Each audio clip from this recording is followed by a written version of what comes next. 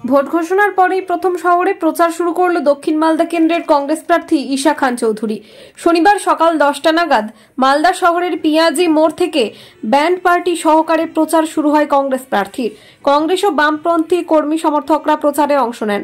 কখনো হুটখোলা জিপে, আবার কখনো পায়ে হেঁটে মানুষের সঙ্গে করমর্দন করে নির্বাচনী প্রচার করলেন কংগ্রেস প্রার্থী ঈশা খান চৌধুরী।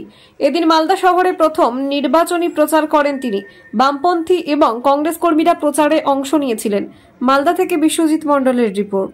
আমাদের প্রচার আরম্ভ করেছি, অন্য ব্লক তো ঘুরছি আমরা, কিন্তু টাউনে আজকে আমাদের প্রথম প্রচার। আমাদের খুব ভালো রিয়াকশন পাচ্ছি, আর বিভিন্ন ওয়ার্ড আমরা ঘুরবো।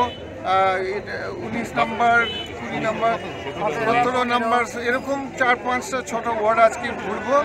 আর সাহারা খুব সুন্দর পাচ্ছি, খুব ভালো পাচ্ছি। আপনারা দেখতে পাচ্ছেন আমাদের বামফ্রন্ট বন্ধুরা আছে সঙ্গে, এটা আমাদের খুব ভালো লাগছে। খুব ভালো মিছিল হচ্ছে। আর কি বলছেন দাদা, ভোট কিভাবে নেবেন? দেখো, ভোট দুরকম। মালদার আমাদের বিভিন্ন উন্নয়ন দরকার আছে। গঙ্গা ভাঙনের প্রবলেম, বিড়ি শ্রমিকদের প্রবলেম, রাস্তাঘাটের প্রবলেম, অনেক প্রবলেম আছে। কিন্তু এই ইলেকশনটা একটু অন্যরকম।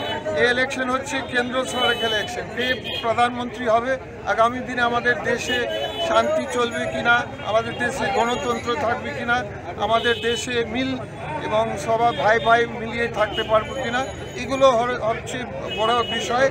আর কম্পিটিশনের মধ্যে কংগ্রেস ভার্সেস বিজেপি গোটা দেশে এবং মালদাতে।